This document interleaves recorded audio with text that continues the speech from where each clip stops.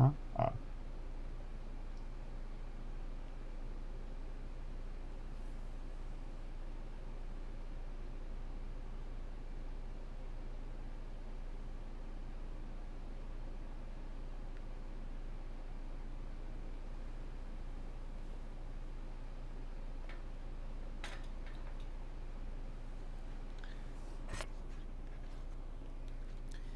I need to see a J in the chat. If you can hear me, give me a J in the chat.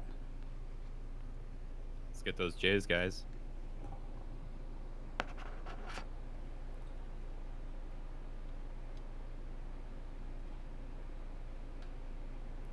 Oh my god. J in the chat. I'm not sure if they can hear me, actually. Can you guys hear me? Oh yeah, we hear you great, loud and clear, dude. Hello, chat. How are you guys doing today? Yeah. What's up, Ethan Becker? Nice to meet you, buddy. All right. I'm going to ask for a G in the chat. G in the chat if you can hear Ethan Becker.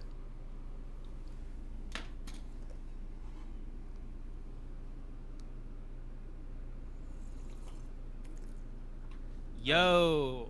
What about BAM animation?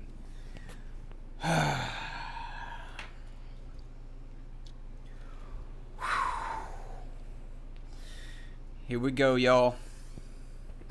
Here we go. Don't you ever draw like BAM animations. Never. We're here. BAM animations. Max, Brent, introduce yourself. Give me a little 1-2 about what you're all about. Hey, I'm Brent from BAM Animation. The Brent is for the B. No, the B is for the Brent. And Yo, I'm Max. The AM in BAM is for the and Max because it's me and Max. Oh we my have god. an educational channel on YouTube that talks about animation and industry style animation where people send in their art and we redraw it, and sometimes we animate it too. Hell yeah, video essays, baby. Now, you guys are animation professionals, right? We live in California, Southern California, and we go to animation companies, in-house working, right? You guys work in-house? That's right. We are part of a brotherhood, Ethan. Me, you, and Brent, we're all part of the animation union, baby. Animation Represent. industry boys right here. I currently work on Rick and Morty, and I've actually been there since season 1. I worked on a DreamWorks show, a Disney show, a couple other things, and Max. Yes, I also worked on Rick and Morty on seasons 2 and 3, and now I'm working on an upcoming Fox show at Bento Box. God dang. All right, yeah, we're a couple of pros right here. So what we're gonna be doing today is we're gonna be having you guys come into the Discord, and you're going to be submitting your art with us. We're gonna be what are you guys doing? Right? We we have categories of something that we're gonna be presenting, and then people are going to be drawing that along with us, and we're gonna be reviewing their art. Right? Whoa, what kind of categories are we gonna do? And by the way, I'd like to respond to the chat. Yes, I designed Pickle Rick. It's the only thing I ever designed that became a toy. Whoa. So me and Brent both have an Emmy. Emmys. Oh, sick.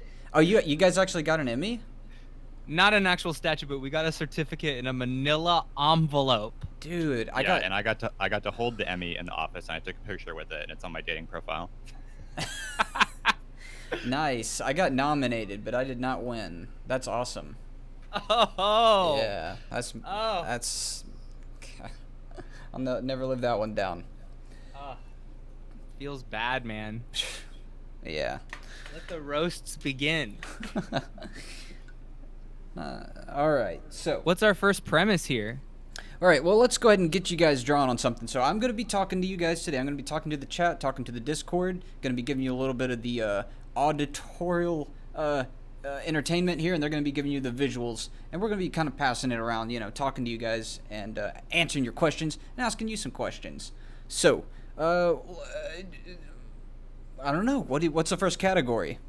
Let's do Pickle Rick is Ethan Becker. Go. Okay, I like that. Ethan Becker, Pickle Rick. Yeah. All right, I'm gonna go into the Discord. Let's see what we got going in here. Now, I've never used this drawing program, so part of the comedy of this stream is going to be Max asking what buttons do something.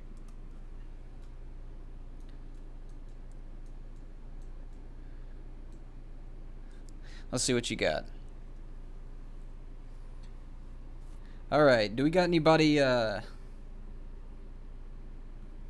drawing, there's gonna be a delay over there. Yeah.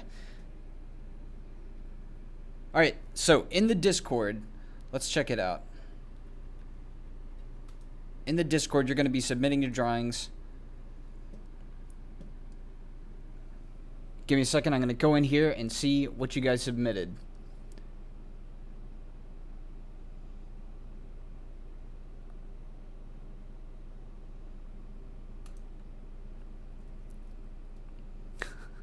All right, so if you go into the Discord, right above where the chat is, it says stream submissions. You guys are going to be posting your versions of Pickle Rick into that stream submission. Pickle Rick Ethan Becker style. And we'll be reviewing those in a second. All right, so do we have anybody... Costa, do we got anybody that we can throw in here and get the chat started? Not yet. I personally would like to know from BAM Animation, though. I mean, what are some of the pitfalls you guys have run into, like working in the industry? Yeah. Pitfalls? Yeah. Actually, I want to ask, what's the worst experience that you guys have had individually within the animation industry?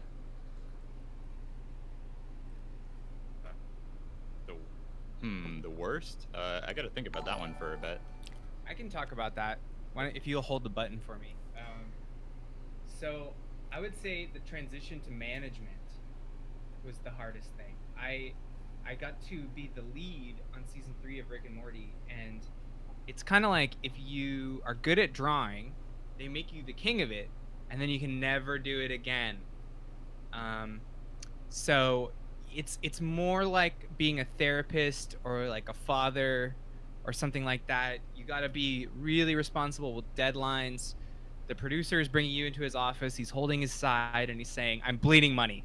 I'm bleeding money." So you got to go home and look at the ceiling at night and feel anxious. And also support your team and do good art and get things done on time. So management is everybody wants to be an art director, but what you don't realize is that you're doing a lot of meetings and a lot of just like talking to people and very, very, very little drawing. But on the plus side, it's kind of like childbirth. It's like you spend all this time working on something, and then when your baby's born, you're proud of it and you forget about all the labor pains. Ah. Yeah, I get that. When you had your baby, Ethan. Brent, can you think of any like your worst moments, Brent? Yeah, I mean, I have to agree. Like, once you start getting into a leadership position and you have to manage other people, that becomes really challenging, because in the before time, you're only tasked with drawing like one single thing at a time. But like after a while, you're like in charge of the whole episode, and you have to delegate everything. It's not what you think it's gonna be. It's not really as art related, or you're not creating the art as much. I am creating the art, but it's also a lot of people management, so you have to do both at once. You ever have a problem with somebody? You don't have to name names, but like an individual, I don't know, jumping at you or getting mad at you? No, it's not a personality thing. It'll just be like He's had a problem with somebody. It rhymes with sax. What? Oh, yeah. Yes. Sometimes people just don't take direction well, and it's hard to make them draw the thing that you're supposed to do, and then at a certain point you have to take it from them and just draw it yourself, and then you're there late at night fixing other people's mistakes. Yeah. This program's not working right now. We can't really draw and hold control at the same time, probably. Is that what the issue is? Oh, for push to talk?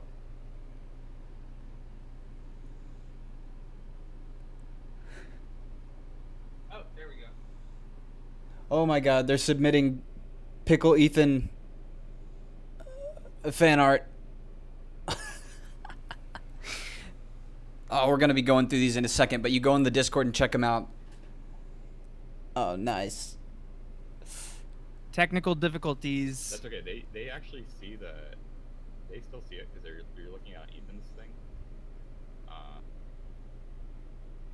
Anybody how you got guys any doing? questions? Yeah, do we have anybody in the Discord chat that can come in and ask some questions if they want to? Or on Not the yet, we're or on still the vetting. live chat. Okay. We can see your live chat as well.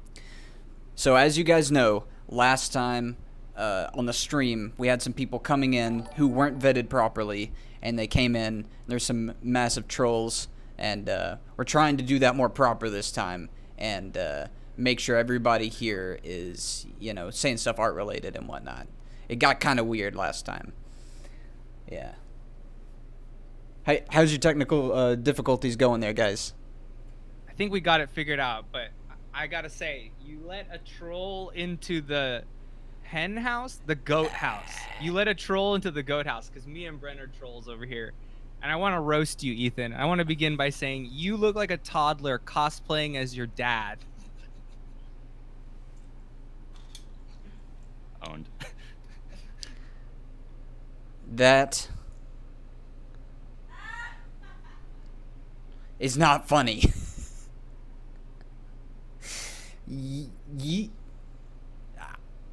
I didn't think I was gonna have to have a comeback. Okay, I want you guys to.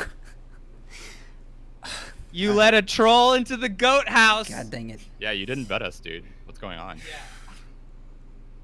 All right, I want you guys to. Art related, not anything to do with my face. Please roast me. Tell me what I'm doing wrong with my art. I wanna hear what you got about that. Ethan, we absolutely love your art. I wish I had bad things to say, but I don't. Yeah. I don't want to hear that. There's nothing to say about my art or my channel. I wish I could make try-hard art. Oh. I would like more butts. I'm a big fan of the butts you draw. I I think the butts per capita BPC. I need to increase that. Yeah. You don't think I draw enough butts? You can never have enough butts. Yeah. I was thinking of getting a butt installed on my elbow. Do you guys? That's like good elbow padding, you know. How's the technical difficulties coming? Are you guys able to draw again? Nah. Oh. Okay, you want let's figure another it out link? 1 second. Oh, there it is. There it is. So if you guys want You to, gotta talk into the mic. at any point, what you can do is go into the Discord. Or here, maybe we can do it on our end. Oh, okay, let me. Costa, if we can do this on our end, somehow grab some of the fan art, some of the best fan art of Pickle Rick, and drag it onto this screen somehow. What's the name of the channel where people are submitting their artwork? It's stream submissions. It's about 2 up from where we're chatting in the Discord. By the way, Ethan, you're gonna have to. I can't drag between screens. Got You're you. gonna- I got you.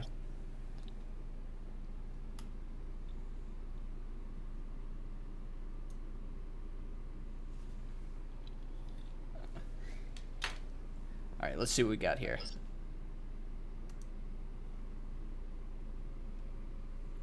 Yeah, Coming look at in. that I like sucker. it. Nice. Can you guys see that? Yeah, can Man, I that was fast.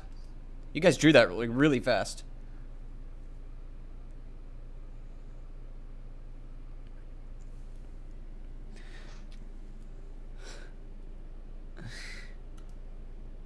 Oh my god, this one's great. Nice.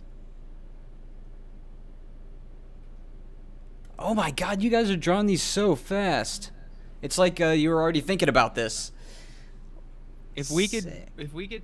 do a BAM video as fast as your viewers can draw, then we would be famous. But unfortunately, we haven't released a video in like 6 months. You guys are working professionals, right? They understand. I don't know. We get a lot of complaints. Like, God damn it! Can you guys hurry up and make more of my free content? Yeah, it's Oh man, this is looking pretty sick. They love your dog, Ethan. What's your dog's name? Her name's June. She's the sweetest thing. Oh my gosh, look at all of this. Oh, dude, just got a cigarette in there too. There's so many. I cannot believe how fast you guys are with this. Okay, so all right, we're gonna do. Also within stream submissions, you guys go ahead inside the stream submissions. You put in like categories and stuff that you want them to draw, that you want BAM Animations to draw, and that you also want to draw. And I'll go through those. You just type it out, and I'll go through those and select a good one.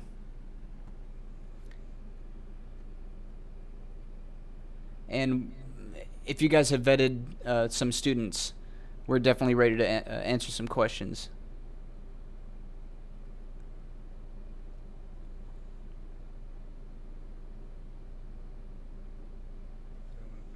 I don't.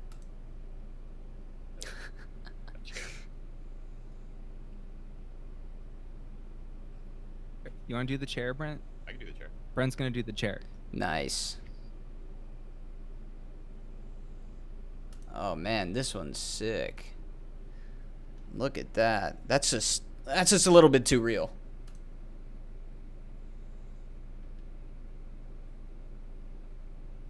Ethan, the truth is we love the hell out of you. What? That's illegal. You can't. You're not supposed to like me. Hate me. I want to hear your worst opinions of me. So Well, I the do worst. love a good. I mean, I do love you because you're kind of just like a discount Dr. Disrespect.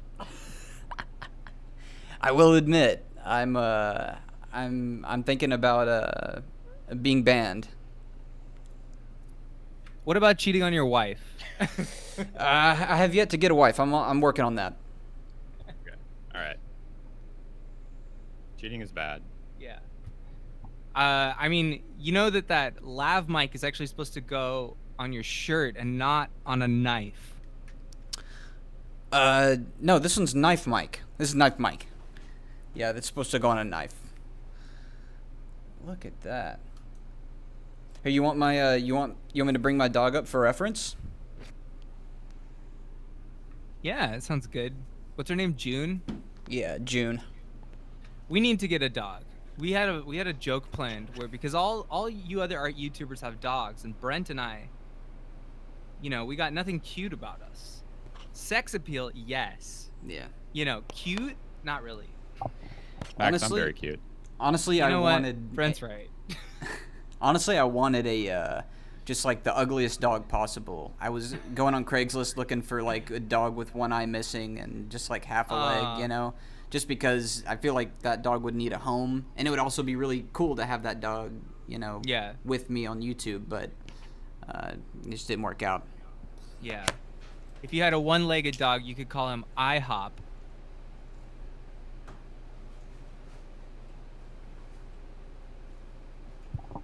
Crickets.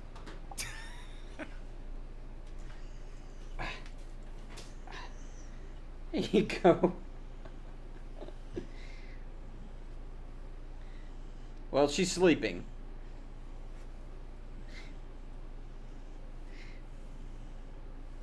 All right, guys, we're going to have you come in and answer questions here soon. It's coming up.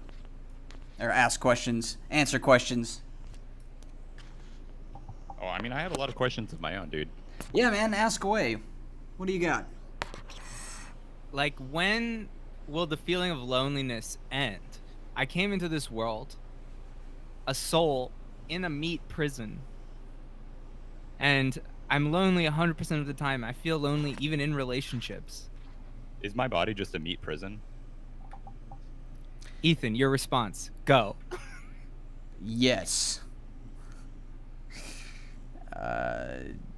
You let a troll into the goat house. Yeah, I messed up. I didn't think you guys were trolls, honestly. How did you not see? I live under a bridge, dude. Yeah. Oh, for real? I mean, the rent's cheap. I mean, what can I say, man? Yeah.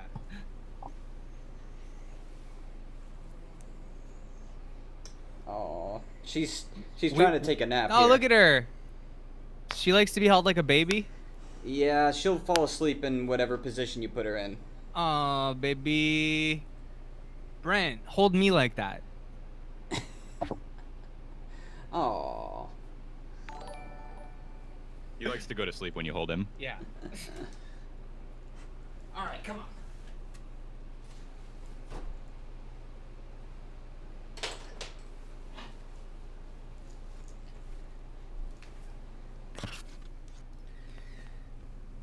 So, what was your most favorite project to work on? Either of you, both of you? I got to work on a project recently. There's a show called Life and Times of Tim, which has a cult following. And if your fans want to look it up, it's kind of like home movies. And I worked on something the creator did, and it was a challenge for me to draw as bad as possible, but I kind of liked it. You had to draw as bad as possible?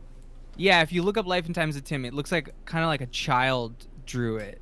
And that's really what I've been trying to get to, you know? All this perspective, you know, everything you taught me, Ethan, trying to wipe it away. Yeah. Oh man, my cam turned I learned off. how to draw. Sorry, go ahead. Draw like a Renaissance man in 4 years, but it took me my entire life to learn how to draw like a child. All right, so we've gotten a request to do an ad read. So I'm going to read you guys something, because this stream of Bam and Ethan Becker is sponsored by Crunchyroll. All right? Crunchyroll is your go-to for any and all anime as soon as it's released in Japan. If 2019 is Netflix and chill, then 2020 is definitely Crunchyroll and Body Pillow, featuring some of your favorites like Hero unlocking powers at the last minute, 10 hot girls distracting nerd from finishing his homework, and your favorite, I'm half demon so now I gotta kill my father guy. You get these 3 great shows followed by 1,000 boring high school dramas. And if you're in the mood for something more flavorless, try Diet American Anime. You've heard of Made in China? Well, the anime equivalent is Made in America. All the tropes of anime with half the budget. Try Crunchyroll today. Nice. You guys are looking to get hired by Crunchyroll, huh? I think it's gonna work. I mean, they just reach out for a sponsor, and you know, we just do our best. We do our best. We're trying to hold on to these sponsors, so I mean, they come and go depending on how our reads go. Yeah, man. Good luck with that. I think you guys are nailing it. Should we get anything else going in this pickle, Ethan? Oh yeah, let's Looks I'm like gonna you take a gotta look at get the your submissions. Mechanical keyboard and speakers and monitor. Yeah, draw June in there if you want to. I get, yeah, Doug, I guess so.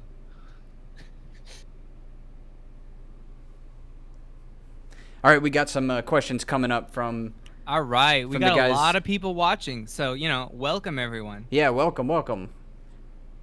Join the Discord, hop into the chat, and ask us questions. You get to chat with us. And we're going to be reviewing your drawings here, too.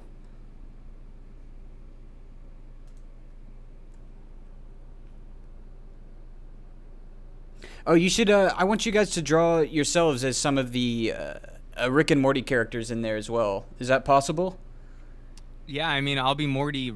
Brent is obviously Rick. Yeah, you know? kind of look.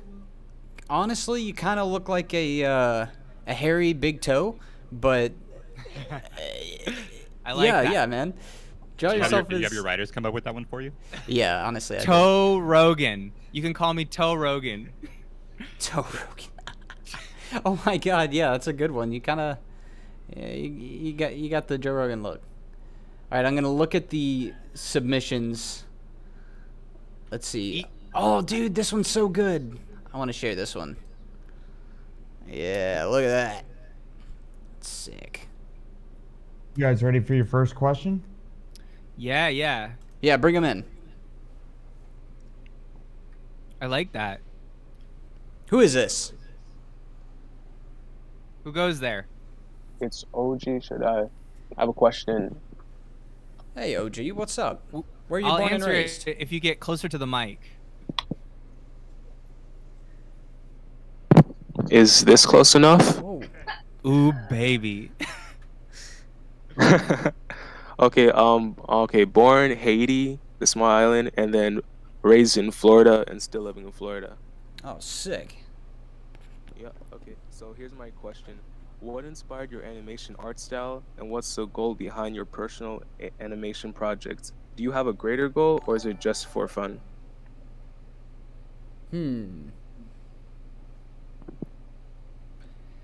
Yeah, I mean, I can start, and then Brent can go, and then, I mean, what do you think about that, Ethan? Yeah, I'll allow it. Go ahead. Thank you, Judge. Thank you. I want to. I'm gonna see what it's like to make my own show. I've been pitching several shows over the last year, and I've gotten some progress, and I'd like to try it out and see if I like it. The general theory is, I love San Francisco. It's where I grew up, so I want to bring San Francisco to animation. I love R-rated crime stuff. I feel like we need more of that in animation. What company are you looking to? Like, what's the style? Is it more of a Nickelodeon, more of a Cartoon Network thing? It's for adults. It's kind of like a hip hop style. I don't want to talk too much about it, but Yeah. I do like the vibe of like, I hate 80s nostalgia. I'll say that. So I'm trying to go for like early 2000s hip hop vibes. Where the music goes like, "Arre, arre," Oh, like yeah, that. yeah. But like, yes, the theory is, Brent and I, we're good friends. We love working together. We have our channel. I would like to see if I can, me and Brent, we're just out here with tools. We're mining in a cliffside. Hopefully, we're gonna hit a money stream. We're gonna strike water. It's YouTube. The water's gonna. That's your money stream. Yes, the money's gonna come out, and I'm gonna be able to invite all my friends. I'm gonna say, "Hey, Ethan, come over here. I struck money. Get a bucket. Come on over to my team. Help me out. Maybe we can build a little camp around our money stream. Okay. Maybe a city. Maybe an empire. But right now, we're just at the bottom. We're still mining. We haven't hit any money streams yet, but that's my fantasy. All right, what do you think, Brent? Money Stream happens season 2. You gotta wait it out. It's like Silicon Valley. I don't know. I just wanted to work in animation. I like adult cartoons, so I wanted to do adult animation. That was the vibe. And then I like a lot of stylization for like kids shows, so I do some of that like in my personal work. I animate and I make my own shorts, and then sometimes we do animation for BAM. And I think Max and I just appreciate a variety of styles. I have like a personal style that I draw in sometimes for my animation, but I have to say it's like more about function rather than design. Yeah. Because it's hard to draw the same thing 24 times a second, so you have to have a very simple design. Yeah, Brent and I are very practical. We're good chameleons. We can match a lot of styles. I wouldn't say I have a particular style of my own. And honestly, it's benefited me in the industry. I actually have a question here. So whenever you guys just said you were in more of a place of power, a power over everybody underneath you, how is that going to transfer over to when you're actually like running a show and this and that, Well, power corrupts, so I just imagine I'll be more corrupt. Yes. Okay. I gotta say,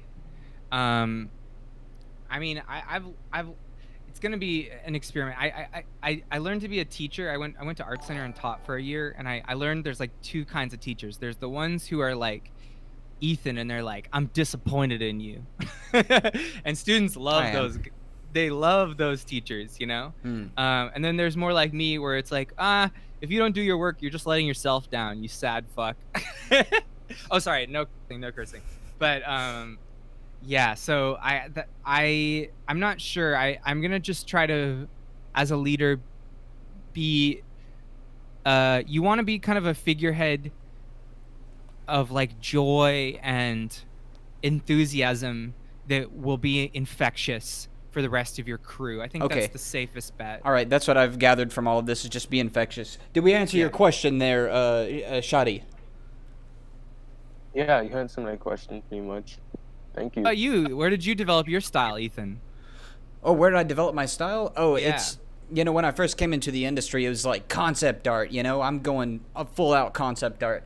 And then somebody was like, let's try to do some visual development. And I was like, visual development, what is that? I looked it up, and it was this bunch of Disney, Polly Pocket stuff. And I was like, nah, that's not me. But then I realized that there's stuff like, Korra, Avatar, Studio Ghibli, all these different companies that animation goes into. And I didn't even realize it at the time for some reason. So as soon as I realized that, like, oh, animation can be something cool, that's when I really like put my all into it. So it really comes from like Fooly Cooly, and first started with Dragon Ball Z, that kind of stuff. And now it's developed, more into the Studio Mirror or the Voltron crew, the Avatar crew. That's the avenue that I'm going down. I want to create TV shows. I want to create content that actually asks bigger questions.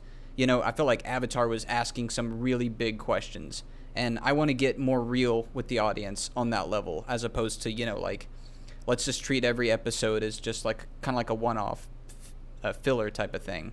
It's like asking bigger questions. I really, really want to put content out like that. Dude, I am all about the one-off episodes. Monster of the Week, Planet of the Week. Yeah, I hate love that. that stuff. I absolutely hate that. Yeah. I love your backgrounds, man. I've seen them. I mean, you are incredible drawer. Incredible. Oh, thank Yeah, you. You're awesome, dude. Well, thank you. Yeah, hope we answered your question. We're going to slap in a new one. Ask a new question. That'd be nice. Whenever you're ready. I'm just sitting here. Waiting. Just let me know. Hello, everyone. Hey. Who What's is your that? question? And Let also, me mute the stream a little bit. Okay. So here, my name is Sart, and I have a really important question. At least for me, it is that when there's a point of anyone's art journey is that you got stuck on an island, and whatever you show you art, most of the time, most of the criticism or any feedback you got is, oh, that's look good.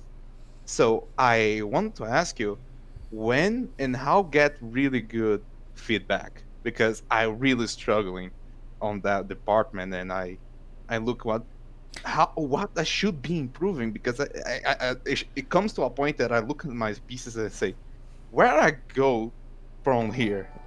That's a really good question, because a lot of people are asking, a lot of students are asking other students on the internet, what can they improve? And students don't really know past like their own threshold, right, guys? So like, how would you answer that? Like, how do you even get good feedback, professional feedback from professionals?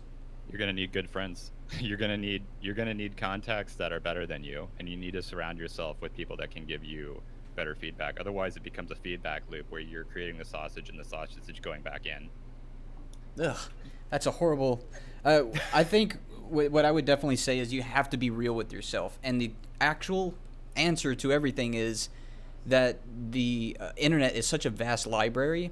All you have to do is look at a professional piece of art and realistically ask yourself, where does my piece differentiate from this professional piece? And the library is there, the roadmap is there. You just have to be able to see it clear enough, and sometimes that's difficult to do without an art teacher. It's going to take self-discipline to be able to step outside of yourself, to look back and self-reflect, and that's a skill. Yeah. Oh, yeah, thank you. I am going to echo Brent's answer and say, like, you don't want to be in a very small pond and you're the biggest fish. Yeah. What you really want to be is you want to be the smallest fish and everyone around you is a shark like Ethan. And so that way you can grow to be a shark. That's how sharks get made, right? That's From how small sharks. fish. Yeah. Yeah, you just eat fish until you're a shark. Yeah. That's why I say it's best to get into the industry as fast as possible. on the lowest rung. Like some people want to wait and build up their portfolio or whatever, but I say always try to be getting in some way. I mean, there are wrong ways to do that, and there's ways to waste your time. But if you'll learn so much faster, years faster, Yeah. if you're in the industry. Don't shoot for that coveted like lead character design position at Yeah. Disney feature. Like, Yeah. go for like coloring the balloons at Dora the Explorer. Like, just get in as fast as you can. Yep. Did that answer your question? Actually really does. Thank you a lot, and it actually gave him a interesting perspective that I wasn't thinking of way too much about it. Well, wait, can Because I ask you a question? Nah, go for it. What should we draw next? What you should draw next? Draw robots. A I robot? love Okay. that kind of stuff. But does something more Japanese, more like Gundam style. Not like so much, Wall-E, something more, where you can pilot that stuff. That kind of stuff that gives me vibing. Okay. Is I'm into that. Is this or Pickle Ethan with the Crunchyroll pillow? What the heck is that? That's right. God dang! Wow, that I mean, is if you don't awesome. sleep every night with the body pillow, you're doing it wrong. Oh man, that's a little bit too real. Oh, It's good for my back. I'm not attacking you, man. I'm not saying there's anything wrong with it. All right, robots. You guys down for some robots? Yeah, I could do some robots. What about you, Max? Yeah, I'd love to. Ethan, did you want to draw? No, I can't draw, but I can talk though, and I'll be drawing. I mean, I'll be talking about drawing. That's what I'll be doing. Okay, Brent will draw a robot, and then I'll draw one. And we're gonna go with Japanese. Oh, look at that. Man, you guys are getting really good with these pickles. I gotta be honest.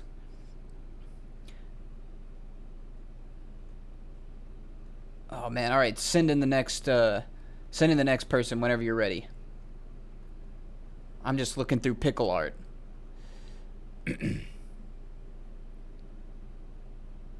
Wow. Who is this? Hello? Hi. Hello? Hi. It's Mr. Knife. Oh, hey, Mr. Knife. Hi. Where were you born? In New York City. Oh, why? I have no idea. Yeah, that's sounds about right. What's up, Mr. Knife? What's your question? My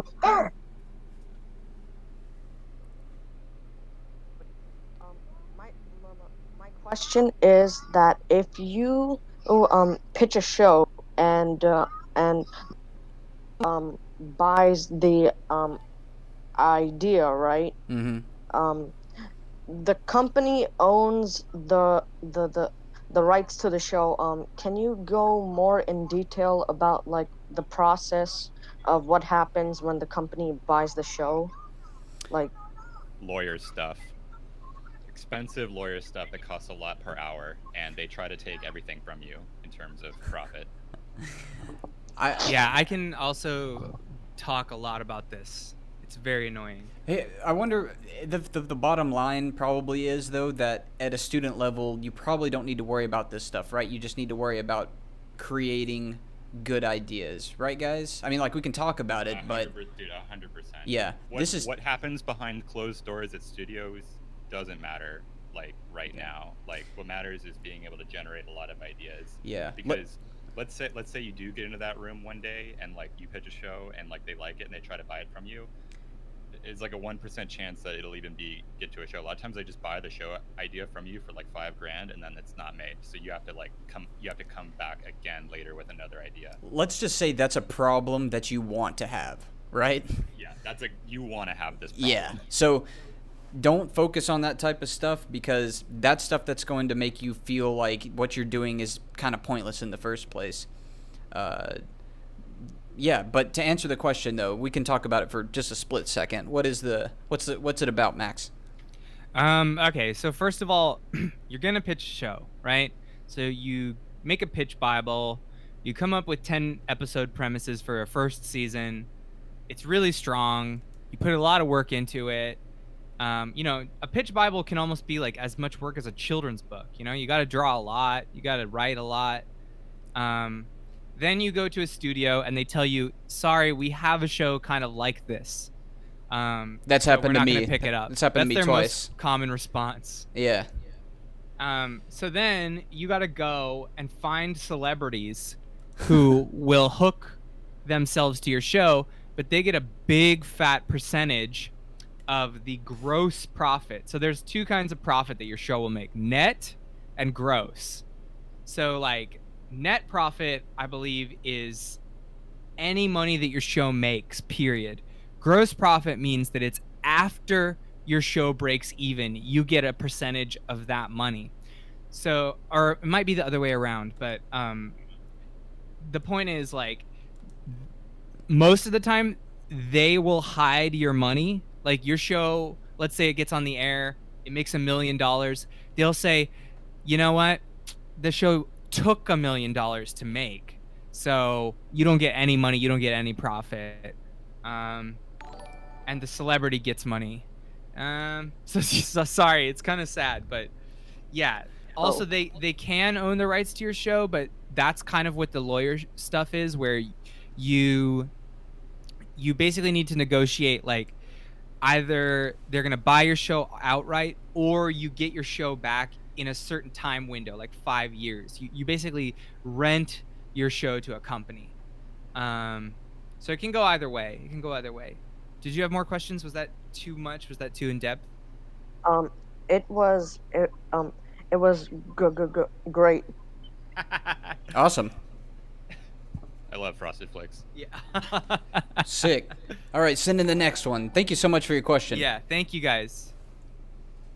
Man, this robot's looking jacked up. Yeah.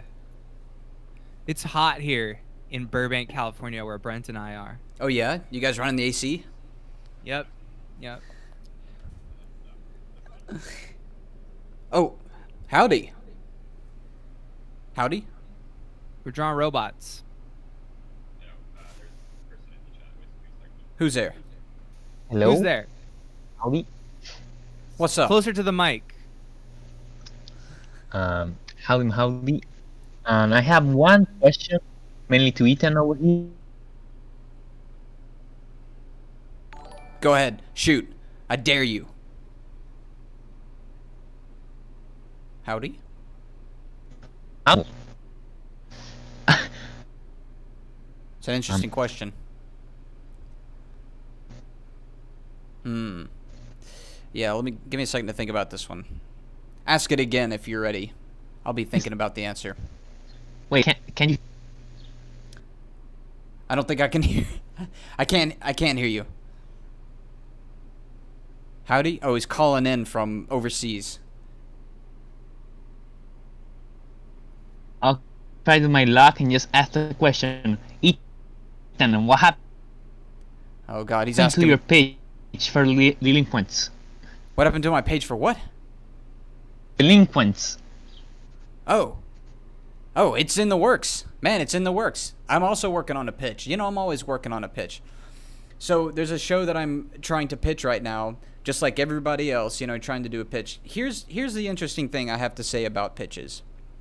Even if you don't have the best idea, you need to use pitches as a way to and Bam, I want you guys to chime in on this if you want to. I think it's important to use pitches as a way to develop your skills, not necessarily to just go all out on this one idea, but to use it as a thing to say, like, obviously, if you want to create a show, you're going to have to go through multiple pitches to get to it. So creating it's great exercise. Yes, I think you should be doing it all the time, because you're just trying to get strong enough one day so that your eventual good pitch is successful. Exactly. Don't hold on to every single pitch like it's your baby. You need to be able to be diverse and try different ideas and not just stick to one thing.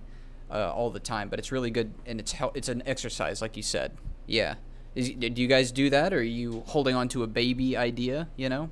No, I mean, my pitches are all throwaway ideas. Like, I've worked on a few, and I wasn't particularly attached to any of them because I would just help other people with them, and I would happily work on more. I don't know. I don't have any attachment to any of them. Like, I even come up with stuff like for BAM, and I just kind of keep coming up with ideas, and then we eventually just go with the one that is good. And sometimes we'll try something and it doesn't work out, and we just try a different idea later. Yeah. So this is what I think is so important about pitching, is that it's an example. You're creating an example for yourself of like trying to develop an idea, instead of it just being like, I need to get better at writing, I need to get better at storyboarding, I need to get better at backgrounds or whatever. If you have a purpose, an overall purpose, a goal to funnel all these ideas into one thing, that's going to create a solid experiment for you. That's what I'm using a pitch as. If it works, if somebody buys the idea, that's awesome. But overall, it's like to just make myself better at pitching, at talking, at whatever, you know? So I'm using it as an experiment.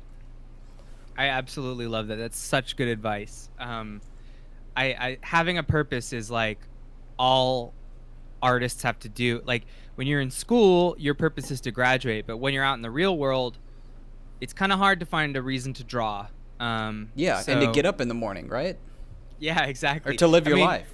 I wish that we were all like Batman, you know, where our parents were killed when we were kids, and so we're motivated by revenge. That'd be nice, yeah. That's a very simple reason to get up in the morning, but instead, you know, you got to make pitches. Yeah. So if you're a student right now and you're like, I don't know what to do on this and this and this, and it's all fuzzy and you don't know where to focus, create a pitch. It doesn't have to be the best, most amazing idea. Create it based off of another idea. Like, create it based off of an already existing IP, and then you can kind of start to build in your own elements, and that's a really good way to do the exercise. Base it off of like Harry Potter or whatever, and then you change things around and you learn how to build structure off of that. Now you have a purpose. That's my advice. And also, thank you for the $5 from Leo Convoy's Reviews. He says, love the channel, your advice really helps. I hope it does. Thank you.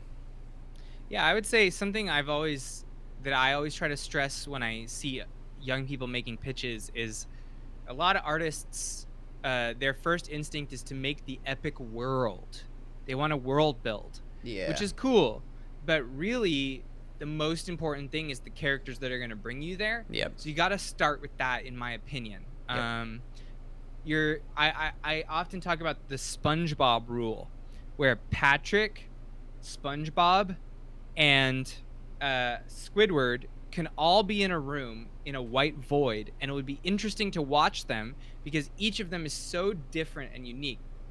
So when you're coming up with a pitch, make sure you come up with contrasting characters. Yeah. And if you think of something like Teen Titans, each character, there's 5 of them, each one is so different from one another that there's always going to be friction when they talk, which is going to be, you know, conflict is what good writing is. Yep. That's the most common mistake I see in stories these days, is that these characters are walking around and they're like, hey, you want to go on an adventure? Sure, let's go on an adventure. We're both pretty much the exact same character. We'll get along fine. And then they do, and they get along fine, and that's that. There's no contrast in there. It falls flat. Create characters that represent different ideas. I want to read something from the live chat I saw. I got 99 problems, but a pitch ain't one. That's a pointless life that you live. I'm sorry about that. Send in the next one. I hope we answered your question.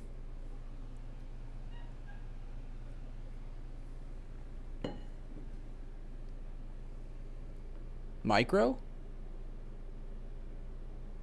Qatar. Who's that? Who's there? Where are you calling Closer from? to the mic, damn it. Who's there? Hello? Academy, you're up. God, it scared me. Hey. Who, me? Yeah, where are you from? I am from Washington, D.C. Why? Well, actually, because I chose to be there. Oh, that's cool. What's up? Are you trying to get into animation? What's going on with you? Well, not sure if I want to get into animation. I really do want to become a chemist. Whoa, that's a bit different. Okay. It's a little different, but I do art a lot. Okay. Cool. What's your question? What's going on? Have you ever thought about quitting chemistry, selling meth in New Mexico? Well, That's an interesting idea. I did get to handle a 3-necked round bottom flask recently. That's actually illegal to use for nefarious purposes. Oh my god. You supposed to be saying that on the internet? Yeah. I used It's, it for kind of legal illegal. purposes. It was fine. I made Where did you get it? That's a real question. from my chem lab. Listen, there's real money in meth, let me tell you. Yeah.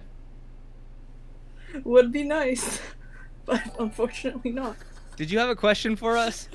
I did. Not.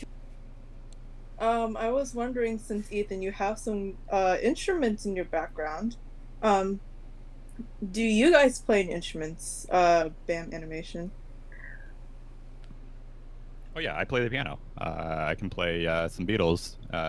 There's a video floating around there of Max and myself singing Let It Be. Let It Be. Yeah. Oh. You guys had some great chemistry together, it seems. Yeah, Brent and I, we have a better relationship than any of the relationships we've actually had with women. That says something. That's cool. I don't play anything, but I sing and I can do magic. Oh, dude, Max is a performance artist. Yeah. Can you do a piece of magic right here on camera? I think I might be able to. Let me grab a coin. I'll be right back. Go grab a coin. Oh, cool. My camera turned off again. I learned about this in D&D. It's prestidigitation. What did you learn about in D&D? About the word prestidigitation. All right, guys, watch the coin. About the cantrip prestidigitation. Oh, sick. Here comes a coin trick. Whoa. Wow. Wow. That's a coin. Dude, Yeah, Max, that turn was a off your coin. hacks, dude. Oh my god! Man, sick coin trick. It just teleported into your nose. So, where did you learn how to pull a coin out of your nose? Did you learn from a man in an alleyway, or?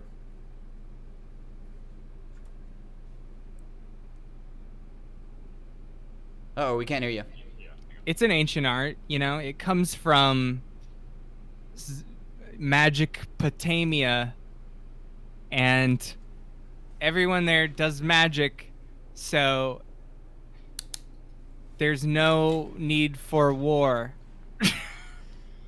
Nice. Can you do any magic, Brent? I can rig up a bunch of DSLRs with capture cards into OBS and with really good audio levels. That's pretty magical. Yeah, that's pretty magical. Did we answer all of your questions? Did that make any sense to you? Yes, absolutely, and even more than that. Thank you. Absolutely.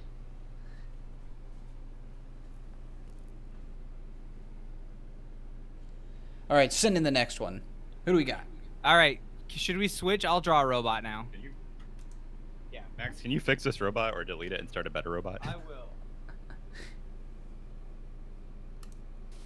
Ooh, hiya. What's up?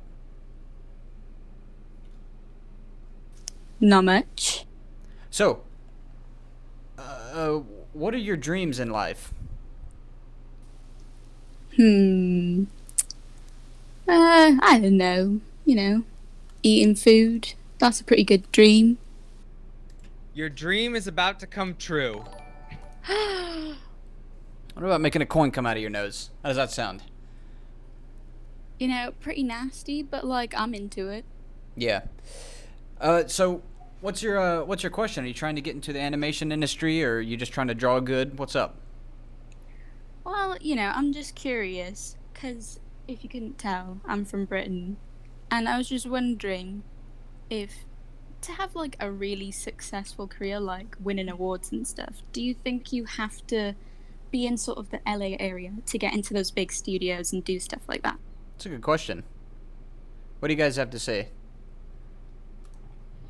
I mean, I believe that awards shows are shams, so I think, but if you do want to win them, I think you got to be in like the LA area. But I mean, it depends on what you're trying to do, because there's like an international scene for like independent animation and like other things like that. But it's wherever you are, it's just important to take part in the like artistic community, and that's if you want awards, that's where they're gonna be. LA is nice because everyone out here is trying really hard to get into it, so you're motivated by all the people. Yeah, I will say that's a really big factor for me. It's like if I get into my own zone and just keep on doing the same thing over and over again within a vacuum, then it's cool, you know, but there's just not that much momentum. As soon as I get into a room or I'm talking with other artists and I see what they're doing actively and we're talking about this stuff with passion, that gets me like really going really fast and just like keeps the momentum. And it's just that's some crazy motivation right there. So if you can find people around you that do the same thing, even if they're not professional, but I mean, if you're focused enough on finishing your own animated thing and making it go viral online, I mean, I would say an example of somebody who is from the UK, who is famous, who probably gets awards and stuff, is a guy named Felix Colgrave on YouTube, and he makes animated shorts, but you know, I don't know if he makes a lot of money, but he's focused on his own thing. But if you want like corporations to give you money, then it is important to be in LA. I gotta move then. yeah, it is come say hi to us when you get here. It's a thing that I kind of want to make a video about, because I have some friends that are not from the United States and that had to go through the whole, you know, like green card process or whatever to like become a citizen and to actually work actively in the United States. And I was thinking that it would be really helpful for a lot of people to have them come into a video and talk about that situation, because I definitely don't have, you know, I don't have that information. I don't want to be misinforming anybody, but it is possible, and I hear it's a lot of work, but it is possible. Yeah, it would be amazing if you could do that, because I know a lot of people around me who are also artists who have no clue where we need to go to be able to find the big communities and units of people who are into art and doing things and making big projects. So just any sort of direction would be great. Yeah. Well, if you want to make it in the US, I would say the number one thing that people in the United States love about the Brits is when you yell at us about that we don't sing very good like Simon Cowell, or that our chicken is undercooked like Gordon Ramsay. So get over here, start yelling at people immediately. Yeah, they love that. I'll just scream at you all about how you do tea wrong. The microwave should never be involved. I'm just gonna put that out there. Dude, I have a tea kettle and a teapot. And I drink Earl Grey. Oh, Tell that to a Brit and they'll nut. So do you have any like artist community around you at all? Well, apart from like my school, not really. There's like universities and stuff, but apart from that, it's pretty limited, and that's if you can get into university. So apart from that, I haven't really seen anything or anyone reaching out sort of like, hey, come here, we do things. But yeah, it's just if you're lucky enough to have friends around you who like art, which I have like one or two, that's about it pretty much for people. Your Discord is pretty much the biggest. Yeah. Once you get into university and maybe move to even like London or something, there will be an animation scene that you can be involved with, and then all this stuff is going to start to come together. I do want to ask you guys, what's your opinion about portfolios these days? Because about 5 years ago, it was you had to have an actual portfolio online. Some even had their own website portfolio. But these days, to me, it's starting to feel like an Instagram thing. Like if you want to be thrown around in the industry, like passed around, you create an Instagram with all of your professional artwork, and then that's how you get around. There's just a lot of emphasis on social media presence, which really helps. But I mean, I would still have a site or some dedicated portfolio that you can send people to when they're actually interested in you. But the social media presence is what's going to draw people towards you, whether that be Instagram or whatever the kids post on these days. You guys don't post on Instagram? I post on Instagram, but it's like lazy posting. Oh, okay. I mean, sometimes if I'm working on a lot of personal work, I will post on Instagram, but it's also photos of my life and stuff like that. Because I mean, I'm at a different stage in my career. Like I don't need to be all about my portfolio and like drawing every day kind of stuff. So I have vacation photos and stuff on my Instagram. Yeah. Hey, in the chat, I want you guys to post what we should draw in the chat. Just start typing out the best type of categories, the things that you want to draw within the Discord and that you want to see us draw. Yeah. Also ArtStation. Somebody said ArtStation. My robot is upside down for some reason. I don't know how to turn it back, so I'm gonna look at this and try to make a new robot that's right side up. Oh yeah, I was wondering. It's very interesting. Yeah. Somebody mentioned ArtStation though. ArtStation versus Instagram. I'm getting some feedback, by the way, but I mean, I like ArtStation. I mean, it's just a good, robust website where you can host high quality JPEGs. Like anything like that will work for when you're sending your portfolio to stuff. I mean, ArtStation is like a lot of video game concept art, but there's nothing wrong with that. Yeah, it's looking like people want Proco versus Jazza. Do you think you guys can do that? Well, I appreciate Jazza because he's the only person that will tell you how Flash works, and I like Flash as a program for animation. Yeah. But I like Proco videos for information and art stuff. I mean, I wouldn't watch Jazza for entertainment value.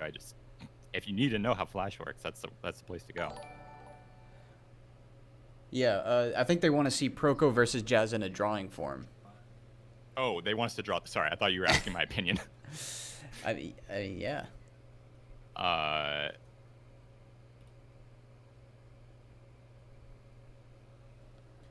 Yeah, we can do that. Sick. All right, I hope we answered your question. Send in the next one.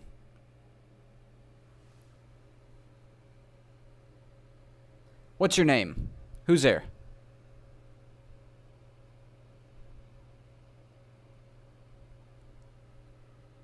Hey, who's there? Shoot, hi. Oh my god. I'm on push to talk. I forgot. What you should be using. Yeah. Hi. How's your day? Hello. Hey, how are you doing? I am nervous. That's okay. I'm nervous too. I'm sweating, but the lighting looks good, so. I'm not quite at that stage yet. Oh, you will be. Well, What a threat? It's not a threat. It's the truth. all right, guys, you're not here to threaten my Discord. What's going on? That's really general. Yeah, I know. Like, what's going on in your life? You know, are you stressing out? Are you like crying yourself to sleep at night? What's going on? I can't say I'm crying myself to sleep, but I'm definitely a little bit stressed. Not necessarily because of the virus, but just because I'm gonna be an adult soon, and I don't want that. Oh yeah, it sucks. I love being an adult. There are some perks. Anyways, I have a question. Yeah, what's your question? Shoot. In grade 10, like, I had a class called planning, and you basically had to plan the rest of your schooling, stuff like that. And, like, I never really thought about what I was gonna do. And then suddenly I had to choose whether I wanted to keep art as, like, my hobby, or I wanted to take it in as a career. And it was, like, really messing with me. And I just wanted to know, like, if there was like a moment in your life you knew that you wanted art as your career, and if since then you've ever like regretted that. Yes, I actually remember that moment. I know exactly what it was for me. How old are you? I wasn't there in grade 10. I still didn't know what I was wanted to do. I'm not a good student. I'm not like a smart academic student. I am bad at math. I'm bad at writing. I just did the minimum effort every day so that I could go to art class and draw and then play World of Warcraft. So I thought I was going to do something with computers for a long time because I was really good at fixing computers. I figured I'd be like in IT. And when I was like in line to register for what my major was gonna be in college, and I'm like 18. I'm standing in line, and I'm just like, I can't go into computers. Like, I don't know how to code. I can't like code at all, and that's what they're gonna expect me to do. The only other thing I'm good at is drawing, and I know that people have to draw like axes in World of Warcraft, and if I can just figure out how to draw good enough, I could probably be that guy who draws the axes in World of Warcraft. Like, I'm gonna go into the drawing line, and I will just make this work. And I did it, and the drawing program didn't help me, but it like pushed me down that path. Like, I started doing caricatures at SeaWorld, and then I started like learning how to use Photoshop and Illustrator, and I started getting into animation, and I just kept doing that and then eventually like pretty soon it started paying off because I started working as an artist at SeaWorld at like 19. At SeaWorld, wow. That led to a lot of other things. That's crazy. I will definitely say that that animation is a massive industry. I mean, it's small, but at the same time, there's so many jobs to be filled. So to think that it's impossible to get in, and it's like you have to be good at drawing and only drawing, you don't have to start there. You don't have to start at that position. You can work in different areas. But I just wanted to make that clear that some people think that it's that really, really, really difficult, you know? Yeah, I would say for me, I knew I wanted to draw in kindergarten when I would often draw Power Rangers. I was really good at it, and then a kid named Michael came in, and he could draw Power Rangers better than me. So nothing is a better motivator than a person who is that you want to murder out of spite. So where's Michael today? Huh? Is he working in the industry? Did he get an Emmy for Rick and Morty? Huh? Oh God, with the Emmy. There's some unsorted childhood traumas here. Also, I mean, and if you don't have that, I gotta say, like, yes, if you think that drawing is something you enjoy and you would like to make a career out of it, it's possible. And if you want to make that choice, go for it. If you don't like it, change. But if you want a stable career, go into medicine. I would disagree. I think maybe like in the 40s, 50s, 2000s, whatever, early 2000s, maybe it wasn't stable, but now there is a media boom that I feel like is happening. That it project to project is not stable, but if you're good enough, then you can hop around to. I mean, it's stable, right? Come on, guys, it's stable. Yeah, it's stable. You have to get a reputation going. Just don't be a doofus. Don't be a doofus, right? Yeah. You get to draw for a living. You get to meet a lot of cool people. Yeah, I don't know. Basically, she's saying that she's in high school and she wants to decide whether or not to become an artist. Yeah. You got the button? Yeah, I would say that 10th grade is really early for you to figure out the rest of your life. You're not that I was overwhelmed by those ideas back then, and all I wanted to do was draw and play WoW. So I would say just focus on your hobbies. Focus on having fun. Improve slowly every day, and in a couple of years you'll be leaning more one direction, and you'll know what to do then. I would also say increase your input of motivational artists and motivational, like at that age you need to be watching all kinds of stuff, the stuff that you really love, because right now you're building up your library. It's not so much about work, as it's about creating this motivation that's going to last for the rest of your life. Because I have a lot of fond memories of that age, of watching all kinds of cartoons and playing games and just taking a bunch of stuff in and just really enjoying it. And then just focus on having fun. You definitely shouldn't be focused on having a job right now. Take as many risks as possible while you can. I made a terrible score on my SAT, and I still made out fine. What's an Thank SAT? you. Oh, that's super comforting, actually. Thank you. Yeah. All right. I hope we answered your question. Thank you. You did very well. Thank you. Sick. I've got somebody donated $20. Snail Travels. Thank you so much. They're asking, how do you work through an art block, guys? How do you work through an art block? Real quick, What's before you guys answer art block? how to work through art block, can you Brent? Can you add Costa Double to your friends real quick? And also, the sponsors have been hitting me up.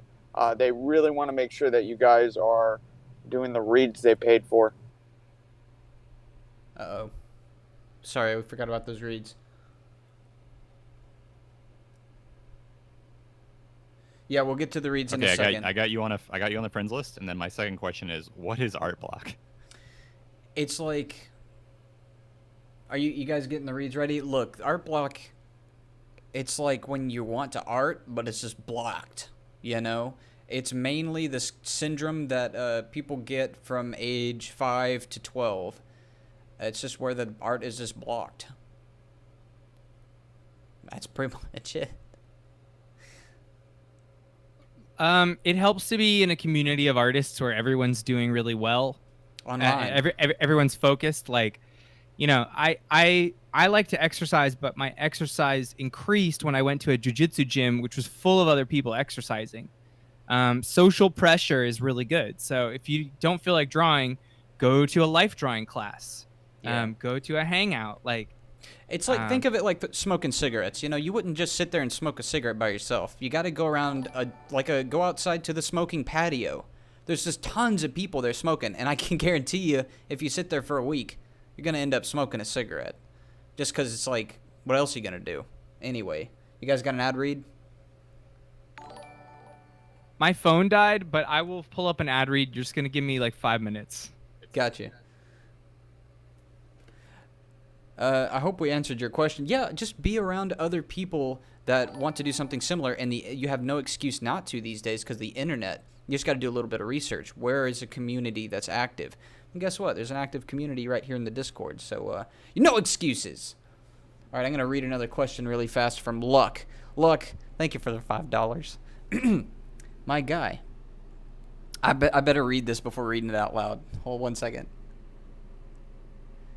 I'm a broke kid trying to survive in LA long enough to get a job to afford a place and live without any references or college education. Oh, what? Oh, how do you go about affording a job to live in LA? I mean, I didn't have a job when I came out here. I saved for years, and that was the plan, because it's very hard to get a job before you come out here. You can't really do that. So when I was in college, I just took a lot of work on Craigslist, honestly, and I found a little website design company that wanted to make animation, and I worked with them, and we created a company that made explainer videos, and I worked there for 3 years, and all I did was just save for 5 years, because I was just one day I'm going to move to LA, and eventually I had enough to survive, and I gave away everything I owned, and then I just moved out here and got an apartment, and I moved into a really cheap area, and I just showed the guy my bank account, and I was like, I can live here for a year. It's okay. I don't have income right now, but I'm gonna do everything to make this work. And then, yeah, within 6 months, I had work. I'll definitely add that. Look on Craigslist for jobs and also apartments. I've got some super when my first apartment was here, when I first got here, super cheap apartment. You can find cheap apartments and you can be working a job at the same time. It's not going to be, if you're outgoing, then you can meet people in the industry and meet people at classes if that's the route that you want to take. But I will not lie, it is difficult the first couple of years. I mean, unless you saved up, like Brent. It's difficult, and animation might be changing with the COVID. Really? We're not sure yet, but it seems like you don't need to be in LA to make it in the industry. That might be a possibility in the future. How so? How do you feel about that? Well, everyone's. we just had a union meeting about this. Oh, really? Yeah. Well, everyone's getting more comfortable working from home, and Really? studios are realizing they don't have to pay rent and pay electricity, and they're saving money with everybody working from home. So, I don't know. What did the union say, Brent?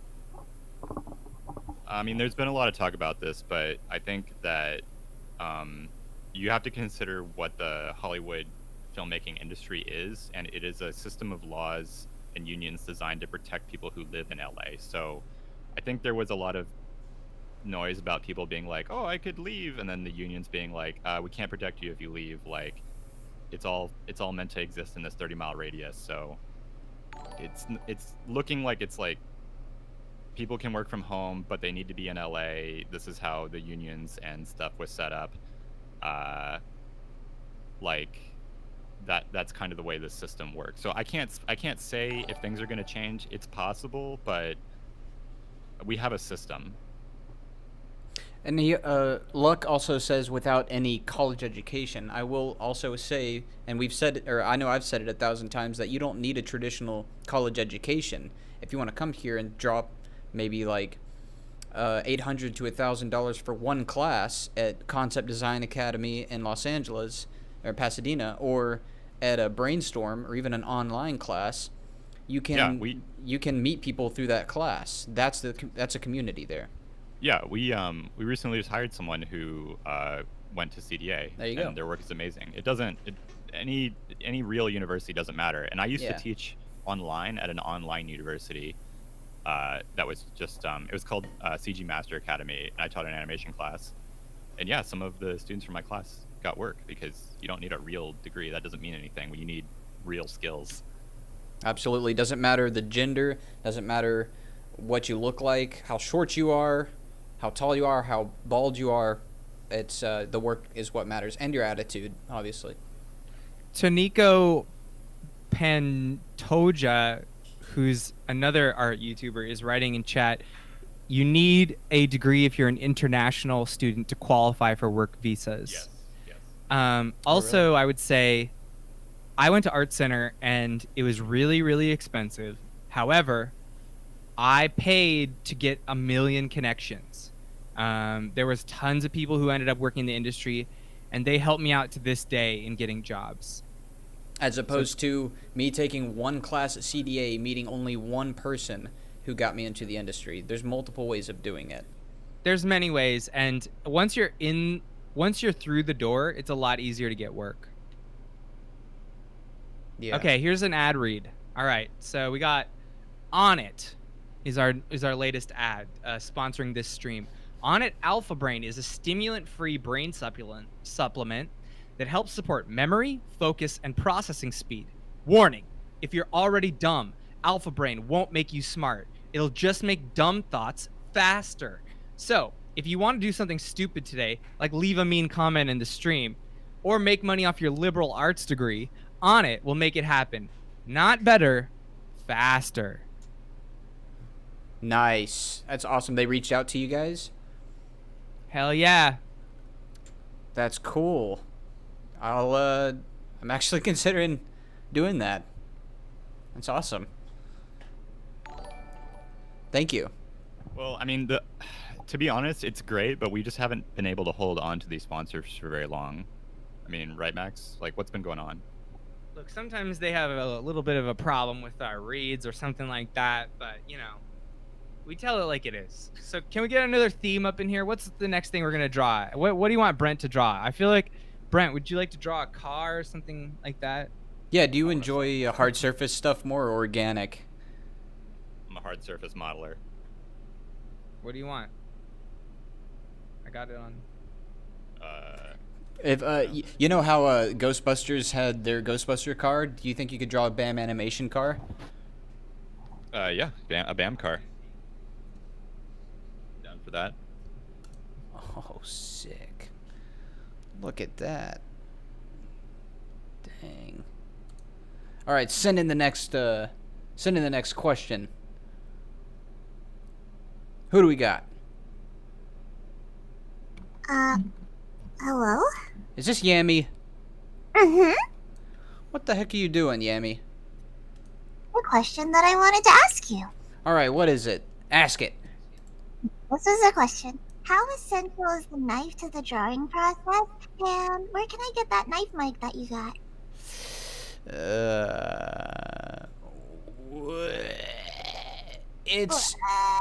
It's essential. It's essential in ways that you can't honestly see, and you got to make your own.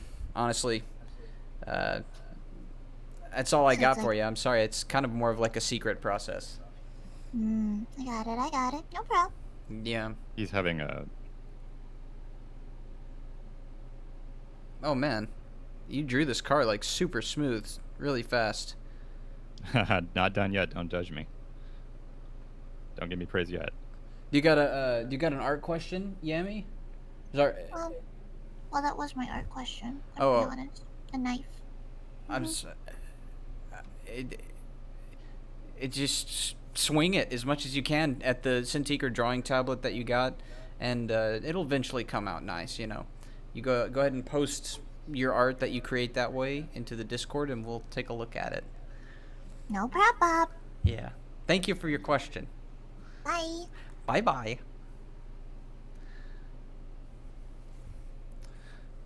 If you guys could have a weapon, what kind of weapon would you use in your art?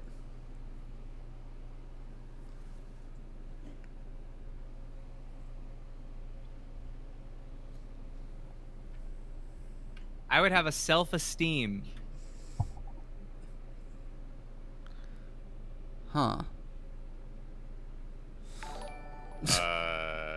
SR-71. Classic. Send in the next one. Who else is in the chat? Oh man, look at this sucker. No more creepy voices, please.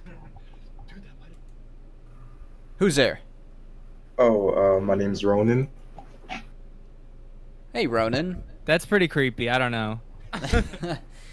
Where are you from, Ronan? I'm actually originally from Kenya, but I live in Georgia right now. Nice. Hell yeah, that's cool. Is there a lot of art going on in Georgia? Kind of. It's just that there's barely any artists that I know in Georgia. It's mostly on Instagram and such. What kind of art are you into? You into animation, concept art, furry?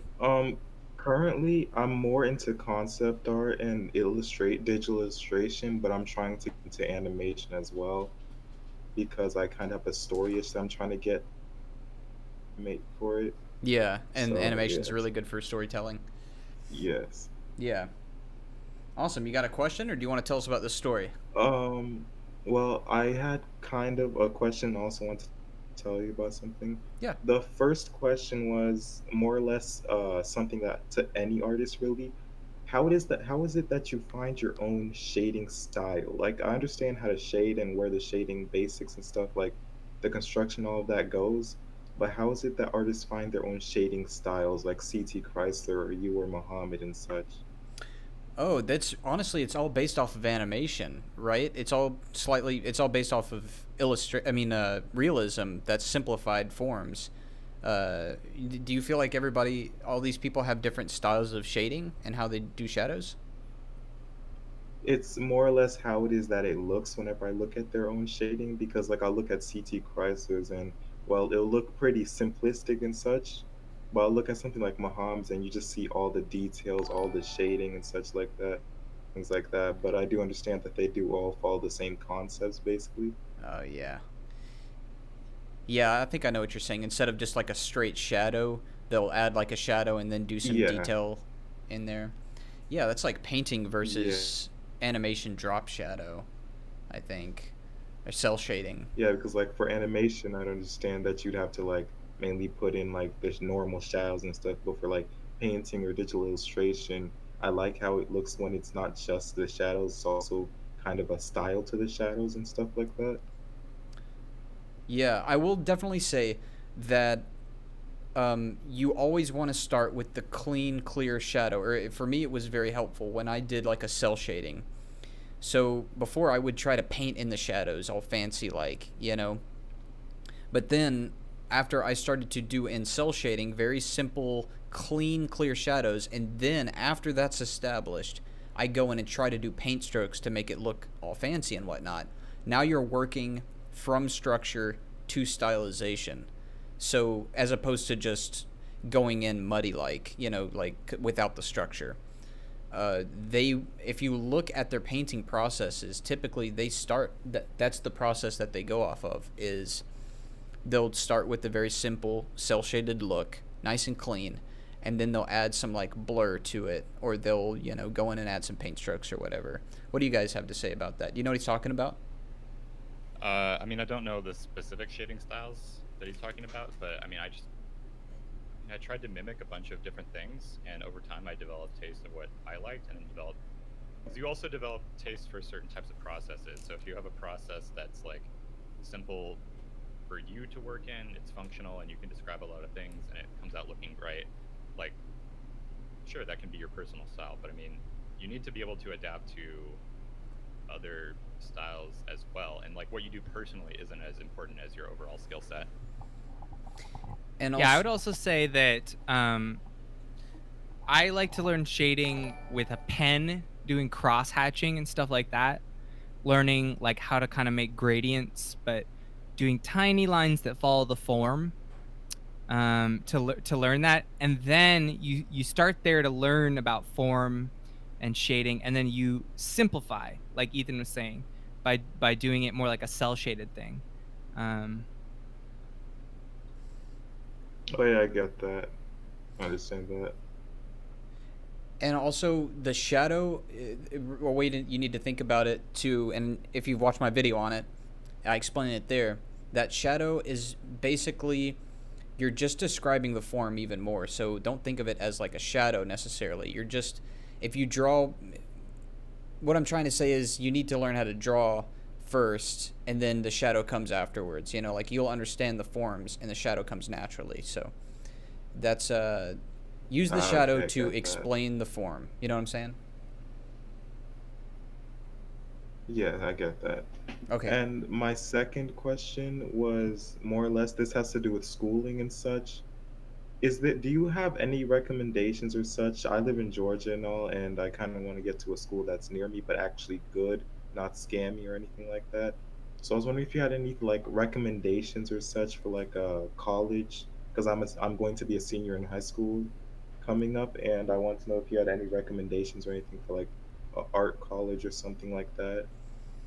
Yeah, are you willing to leave, or did you want to do it online?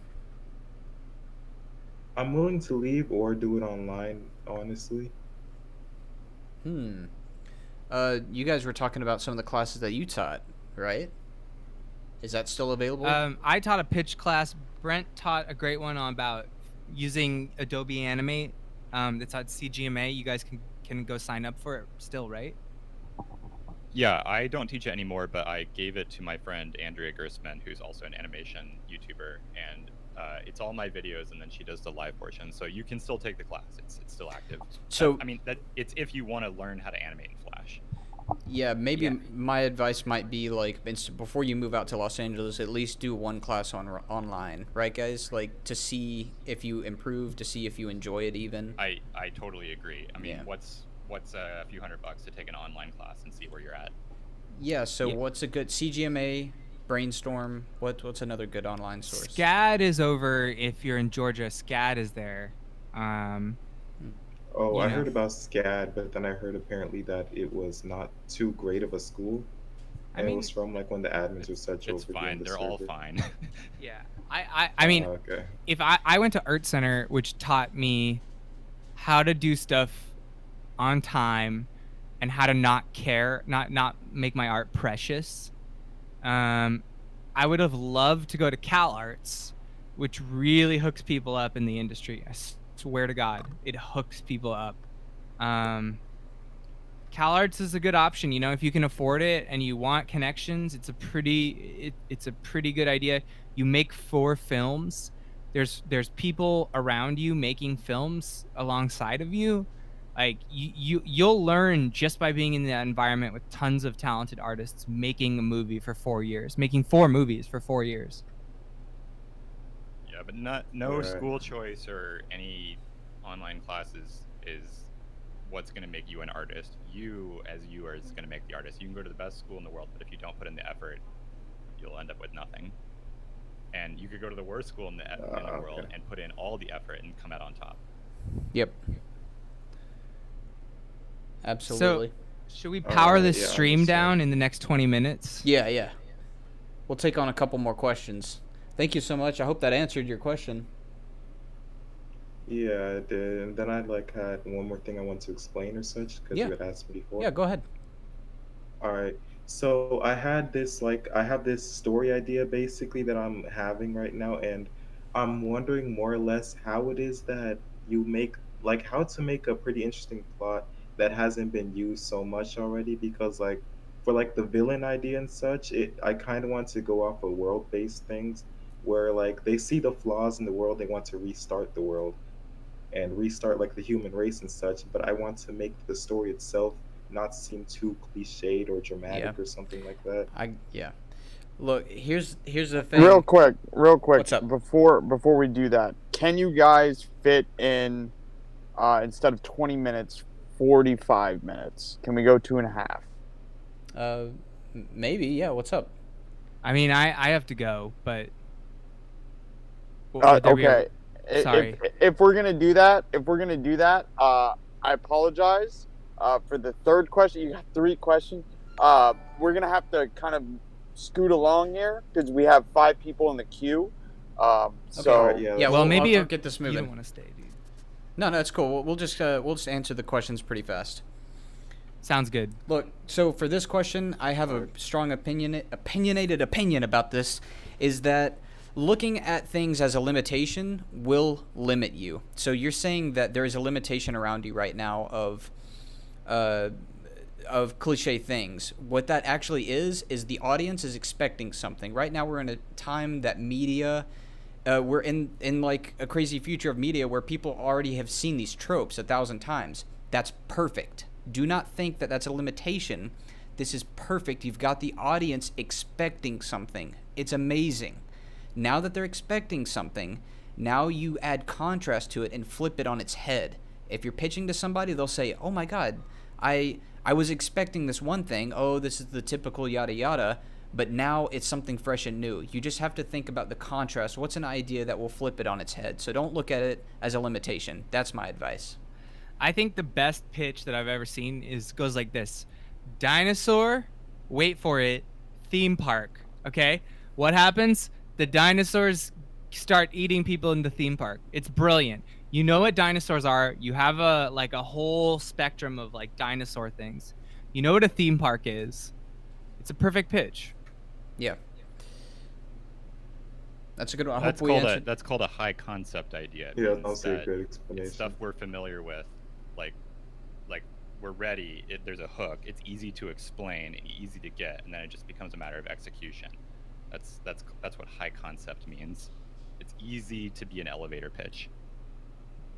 Yeah.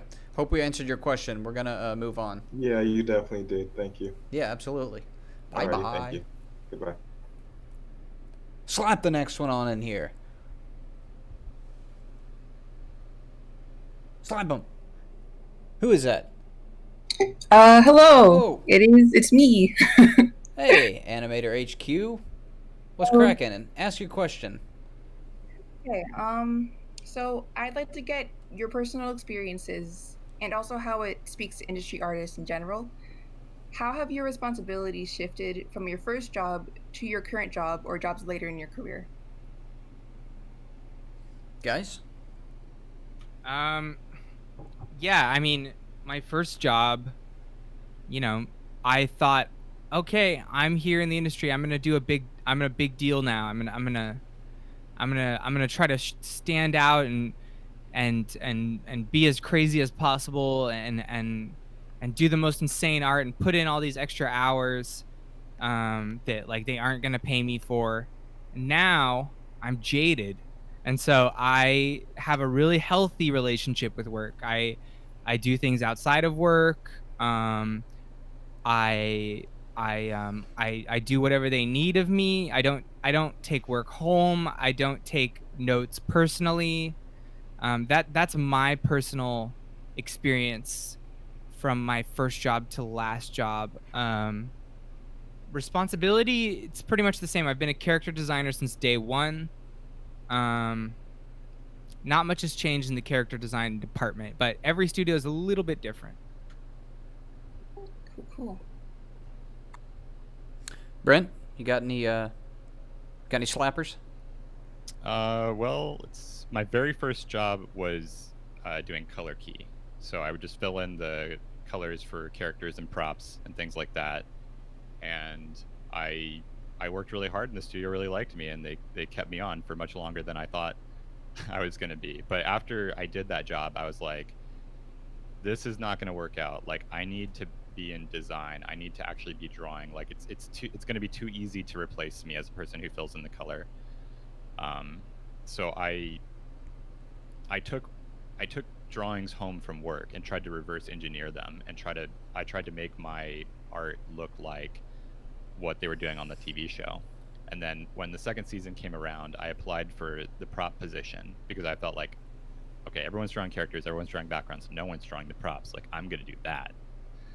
And yeah, they hired me, and then later, like, the job started to get bigger. I started doing 3D models for it, and then we needed more help. So we had to hire more prop people, and now I'm like the leader of the prop department, and I manage 2 other people. And there's a lot more responsibility. I'm a lot closer to the management than I originally was, where originally I was being told what to do. Now I draw and I tell people what to do. And I've also been a background lead before, so I was doing the same thing, but for backgrounds on a TV show. I'll definitely add that as a student, sometimes you'll go into a job thinking like, oh, I'm not doing anything here. Sometimes there's ways that what you're doing at that very moment applies to other jobs in the future. So always look for those opportunities. Like whenever I was doing props, I thought it was completely pointless because it's not characters and stuff that I want to do, but it applies. The line quality applies. The muscle memory applies. So always look for things that apply. It might not be answering your question very well, but we're going to move on to the next one. So thank you for your question. Slap them on in here. Yeah, that was goodbye. Goodbye. God dang, we got the HQ of animation in here. Thank you so much. Slap them on in. Hello? What's your question? Hello. Hey. Hi. So my question was actually about character design. I'm an aspiring character designer. I live in Southern Oregon, so it's not that big, and so I don't know a lot of communities. I love Oregon. It's pretty good. So what's your question about character design? It's just like I want to get into the area. Mm-hmm. I know I'm still not the best right now. I still got a lot to learn. I'm only 20. And so like communities, building a portfolio, or like getting myself around, trying to bring myself out into character designing departments or whatever it is, because I love it. I love character design. I have art books specifically to learn about it. Mm-hmm. Okay, so my advice is don't do character design. I am a character designer. The jobs are in the pipeline of animation. There's basically, it's shaped like a pyramid. At the very bottom of the pyramid, the largest percentage of people are animators overseas. There's always jobs, there's always opportunities there. The next level of the pyramid with less people is the is the storyboard team. Storyboard artists make so much money. They start at like $2,000 a week in LA, coming in, doing storyboards, drawing a lot. There's always work. They're always needed. It's a fun job. You get to draw a lot. You get to be very expressive with your drawings. It's very rewarding. And also, if you want to be, so what you're getting at is if you don't, if you want to be a character designer, you need to work your way up from from storyboard artist or storyboard revisionist first, right? Maybe, but also like everyone and their mother wants to be a character designer. Yeah. And I don't know, the shelf life of being a character designer, like you can not be a character designer really quickly. Like there's young blood coming in, graduating, trying to be character designers. So if like you don't have like a stunning reputation, maybe I'm being very negative. Please like correct me if you need, Ethan. But, Absolutely, you are being negative. Yeah, I mean, it's just it's a job everyone wants, and yeah, it wouldn't hurt to start by doing storyboards or storyboard revision and seeing how you like that, because you get paid a lot of money and there's so many opportunities, whereas like they might need like 1 or 2, like maybe 5 tops character designers per show. Yep. And like, you know, your characters also get the most notes on a production, I would say. Like, you know, backgrounds, they don't get a lot of notes. Props, they don't get a lot of notes. But characters, the actors that are in front of the screen, like, it might not even be your character by the end. The art director has to have their opinion. The writers have to have their opinion. The showrunners have to have their opinion. So you end up being more of like a sketch monkey, where you just kind of fill other people's desires. However, I do love being a character designer. Yeah. I've been doing it for years. Does Brent have anything to say about characters? It's a very desirable position. It's highly competitive, and there's a lot of open space in other departments if you want to do other things. I mean, if you want to be a character designer, I'm not going to say no. Like you do follow your dreams in this world, but I think we want to emphasize that there's a lot of other things out there, and there's a shortage of other things. Yeah, I love drawing people. So, but doing storyboard, now that I think about it, maybe I have like the Art of the Avatar, Last Airbender art book, and it shows me storyboards, and honestly, they look like pretty cool and all that. So. I mean, you can try acting if you like drawing characters. Like, do some acting. Do like a little act out scene. Yeah, if I had one piece of advice, just to I've seen people rise to character designer this way. Crazy good character designers, even at the time they were really good, but they still weren't being hired because it's so sought after. What they did was they got on a project as a storyboard revisionist, and as a character designer, it's really good to just knock out a bunch of characters every day. Draw as much as possible, and you'll get better at it so much faster. And storyboards and storyboard revisions is a great way to practice that.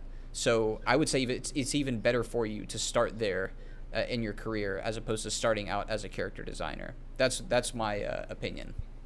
That actually helps out a lot, because I have been trying to learn anatomy more. Like, I have an anatomy book that has helped me, but yeah, learning storyboards probably would help me out a lot more on learning how to draw people more. I just need to get the motivation. Because also character design a lot of mileage. You do a lot of drawing as a storyboard artist. So and you learn really quickly. And that's the bottom line, is that like character designer, you're thinking, all right, one and done. Let's draw a character. Storyboard artist, storyboard revisionist, thousands of characters a week. That's going to get you better faster. Hope that answered your question. Yeah, that actually helped me out a lot. Thank you guys so much. Good. Slap in the next one. Or slip them, slip them in. You guys are really good at answering questions. Thank you. Oh, was that Donkey Kong? I'm trying to draw Donkey Kong from memory. Wow. Donkey Kong from memory. Hello? Who's there? Is this Lily? Hi. Hey, what's up? Hey, do you have a question? Yeah, I have a question that I want to ask them, animation and you, Ethan. Okay. More about like character designs for animation. Huh. Interesting. What about character designs? Yeah. So I was like working on a personal project with a group of friends that's going to be animated by multiple people. Yeah. And like I wanted to hear from Bam and Ethan on how to strategize for developing a show style uh that can be like good balance of realistic or detailed animation designs versus a cartoony and simple character designs that's easy to animate. I couldn't hear The any of that moderate, question. Could you repeat it for No, me? I'll repeat it. He's asking how to make a character design that's a little bit mix of realistic versus simplistic. How do you go simple character design? How do you make it nice and animatable? What's the level there? I think like a good example of that might be Avatar: The Last Airbender, right? Absolutely. When in yeah, doubt, I mean- go simple. Simple. As soon as you start getting complicated, stop it. Just go simple. Yeah. I mean, you can go complicated in a race. I mean, but you got to use reference, right, Ethan? Absolutely. I don't do anything. Absolutely. Before I start making my own characters, I am spent 2 to 3 to 4 days just drawing over reference, trying to understand that shape language. Don't you dare do your own thing. You need to take in a bunch of different references and see how they're doing it, and then go off of that. Because they're going to show you how to keep it simple. They're going to show you how to keep it real simple, baby. Did that help answer your question? Yeah, I also ran into like a problem of that too. Yeah. Where I kept it too simple, where I feel like it probably won't draw in like the style. It won't make people feel like they're intrigued about the style and want to know more about the characters. Because if it's too simple, then they kind of shrug it off. But like if I add too much details into it, then it basically gets hard on the animators to basically draw everything out. So I'm just trying to find a balance between it. Now, I have a question for you, my dude. Have you tried animating your own character designs? Because that is going to inform a lot of where the line is as far as what's too much detail. Even just a couple frames, right? Or just a few frames. Couple frames, or maybe a character turnaround. It's Yeah. all going to start to click once you start to do that kind of stuff. Yeah, I'm like an amateur, so I'm like still new to it, but I know that it's just really gruesome, like having to basically go frame by frame. It is. It sucks. Sucks being an animator. Yeah, that was I just like basically my animation. opinion. That's a great piece of advice. I would say to do that for sure. Just to try to do a simple character turnaround, and you will definitely see how much detail you need to put in and leave out. Yeah, that's great advice, dude. Yeah, like something like I did on Rick and Morty was Phoenix Person, and I regret it because there was way too much detail. I'm going to chime in real quick. I'm going to ask the remaining 4 to please keep the conversation limited. We only have 9 minutes left until we hit our 2-hour mark. So, and we still have 4 people waiting for questions. I thought we had 5 ago. All right. I don't know why there's more in there. Okay. But slip in the next one. Just slip them in. Thank you for asking your question. It's no longer relevant. Come on, base god. What's going on? What's your question? Speak now. Okay, my question is about art process. I've heard other artists talk about their art process and how instead of trying to draw something cool, they start with a topic. Art process. You mean like creating just out of thin air, out of your brain? Sort of. So it's like they start with a topic and they ask themselves, like, how does one make art that is more deeply personal? Like putting into the art what one honestly thinks about and feels on a subject. I would definitely say first off, you have to live a life. You got to go out there and live that life and get hurt and make mistakes and do and learn. At 18 or whatever, I was asking the same question. What do I make a story about? I don't even know. Well, it's because I hadn't even had an opinion at that point. And if you don't have an opinion, you live a life, 1, or 2, you research things that you care about and try to dive deeper into them. That's all I have to say about that. I'm done. I'm out. Yep. I want to parrot what Ethan said, and then also I feel like overall the question is just incredibly it's a little bit too philosophical. Like, you don't have to be that serious about it. Just start drawing. It's a technical execution. It doesn't have to be like the psychological like identity thing. Okay, many thanks.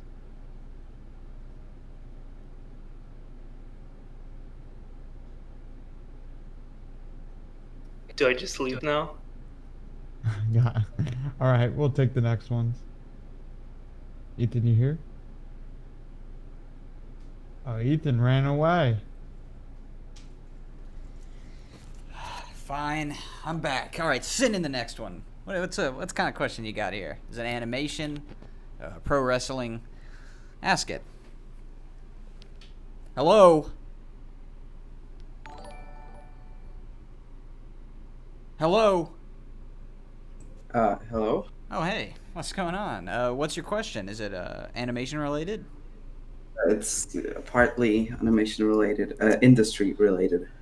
Here we go. All right. Go ahead. So, as a black animator, I've heard there are racial problems in the animation industry. And even presumably, if you've had people of color friends in the industry, how much discrimination did you see directed against them? Well, I will say first off, a lot of it isn't just straight up like blatant racism. A lot of it's just kind of under the radar, and if you're not in it, if like me, I didn't see it for a long time and I just didn't think it existed. But and it's a touchy subject, but it does exist, and a lot of people who would consider themselves not racist might do things that kind of hurt people, and they're just not even thinking about it. It's a problem that people just need to be aware of, and to just talk about it. It's like just problems that I never had to consider until I got. Here's an example, and this isn't necessarily about race, but it applies to the overall problem. I came from backwoods Texas, and I wanted to create stories about me and my life and yada yada. So whenever I was talking to a coworker about my ideas, she was like, "Okay, well, where's like all the women characters?" And I was like, "Oh, I had just never thought about that. It was all a representation of me and doing what I thought was interesting and stories that I wanted to tell. And it was just me. And I didn't realize like no one had ever told me like, hey, maybe add in female characters. The bad guy was a guy. The hero had it was like all just a bunch of dudes. And I was like, I could totally change it around. I never thought of it that way. And this is part of the underlying problem, that a lot of people aren't forced out of their comfort zones, and just to be like, look, you can create stories about other people. You can look outside of yourself. For some people, what I'm saying is, for a lot of people, they just don't know that it's a problem, and that's, I think, a huge part of the industry. But thankfully, it's changing right now. I can feel it changing, and people are being more aware, definitely a lot more than it's used to be, and it's on the uptrend of positivity. But there's still a lot of work to be done. I don't know. Do you guys have anything to say about that? No, I feel like you pretty much nailed it. The problems are subtle. I mean, they're not like attacks on anyone. It's just coming from a point of ignorance. Yeah. And it is changing, so things are getting better. It is. There's a lot of work to be done, though. Does that answer your question? Yes, thank you. I've never seen any personally. I know that it's a subtle thing, but I mean, there's a black director on Rick and Morty named Brian, and I've seen like several like black people working in the industry. I mean, there could obviously be more, but I don't think any of them are feeling discriminated against. And it's also, if they are, it's in ways that we wouldn't even see. That's what I'm finding. It's like the ways that me as a white dude, I'm not seeing. Yeah, this it's ways we don't see. Yeah, and so for me to say like I know all the problems, here's 1, 2, 3, that's ignorant of me to say. Like, it's definitely something we need to be talking about. Yeah, I mean, I feel like it's a better question for them. They would be able to tell you. Like, I can't speak for them. Yeah, but it's definitely up to. I want to be able to spread that message as well, but definitely not to say that I know all the answers.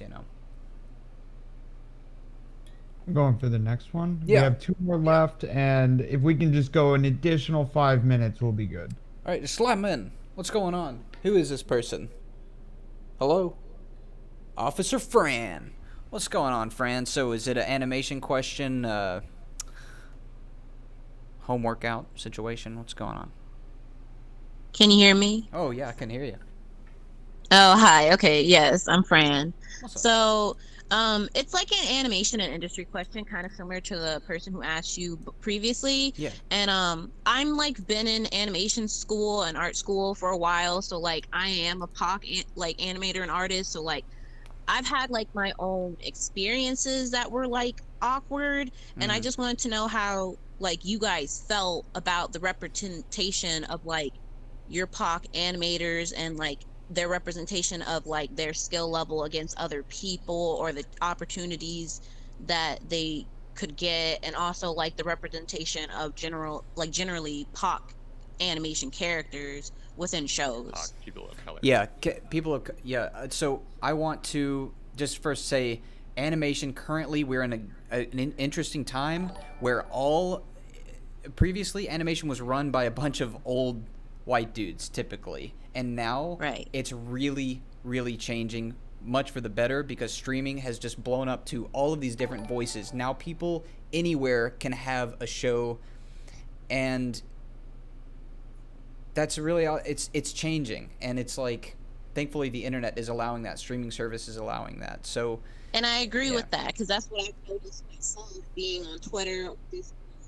Like usually I would feel uncomfortable in art school because teachers wouldn't be able to expect to have like a character of color or a person of color, and like having social media helps me like actually get that advice that I need. Yeah. And like they don't feel uncomfortable like talking about it and thinking they're racist or something.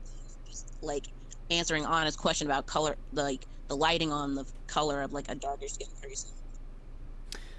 Yeah, it's like it's just an old industry, you know, and it's changing. A lot of older people are kind of like awkward. They don't know how to act around these situations, and honestly, I think it's just time that we bring in, you know, like a newer generation of showrunners and stuff, and it's happening, and I honestly I love it, and it needs to happen more. It's very exciting.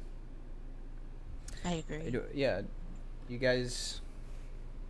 Wait, what is? I'm sorry. What is the question? It was like, how do you feel as like allies to people of color, and, like, animators of color, and like your shows are watched by other people of color, you know, like we like look up to you guys as like creators and animators. Like, how do you feel about their representation? Like, Did you guys how ever would you have push any? it more? Did you guys ever have anybody like above you in a managerial position that was kind of awkward about this situation? I mean, have you guys experienced that? No, I mean, again, we had a black director at Rick and Morty. Yeah. I mean, he wore a Naruto headband and Dragon Ball Z shirts, and I Yeah. feel like black nerds need more representation. For real, it's way more common than people realize. Yeah. We exist. Yeah, I mean, I think that a lot of times you get a lot of leeway with like incidental characters, and the character designers will take it upon themselves to just like add as much diversity as they want into that. It kind of comes down to like the writers, like, because a lot of times you're just drawing what the writers tell you Yep. to, so it's kind of on them to be like, we need a person of color here, and things like that. Like, we don't really get a lot of say in what we can and can't draw, but you know, animation is a professional environment, and someone who doesn't act professional and gets awkward around people of other races, that's not acceptable. Like, you would be out. And also, Okay. I feel like a lot of writers might be in the same headspace I was when I first got here, is that sometimes you're not even thinking about that. Like, what? Just throw in a incidental, and so maybe it's, I'm not going to say it completely falls upon the crew, but maybe if you're in the crew of this situation, be like, hey, let's add in a black person, Asian person, whatever. Like, Right. hey, maybe it's something that these people didn't do on purpose. They're not even thinking about it. That's the problem. And They're just not even thinking. I mean, you would be a bad character designer if you just drew a bunch of incidentals that were all like the same, like, skin color. Right. And where are my Eskimo showrunners? Come on. For real. That's a good point. I've never actually seen a Eskimo showrunner. I hope we answered your question. We're gonna be moving on. Can you drop the next old fella in here? This is the last one. And then if you guys want to do after this last person, if you guys want to do your closing statement, shout out your channel and everything, we'll have the minus time of that, and then I think we'll be good. We're only running 3 minutes over schedule right now, so. Sick. All right, man. What's your question? This is the last one. It better be a really good one. I'm gonna slap her. Yeah, my question was like, if you ever had to completely change your art style or work environment or your work style in what you draw for the sake of a show, like if it has a dark theme, if you had to like change the way you color things or something like that. How would we change how we work? Is that the question? How do you adapt to I see. Like if you draw super Naruto style and then suddenly you have to go work on Scooby-Doo.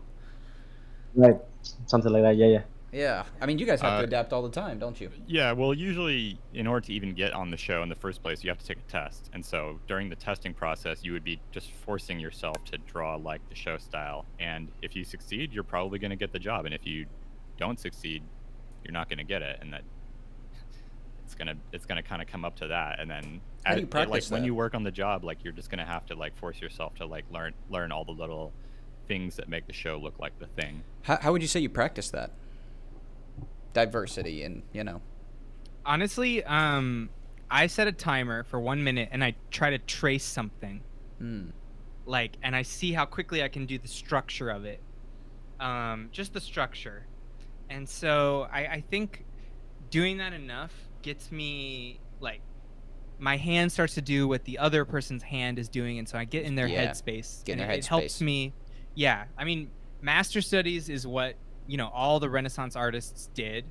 And so why wouldn't you do a master study of, The Simpsons or Yeah. something like that? Yeah, that's a great point. Brent?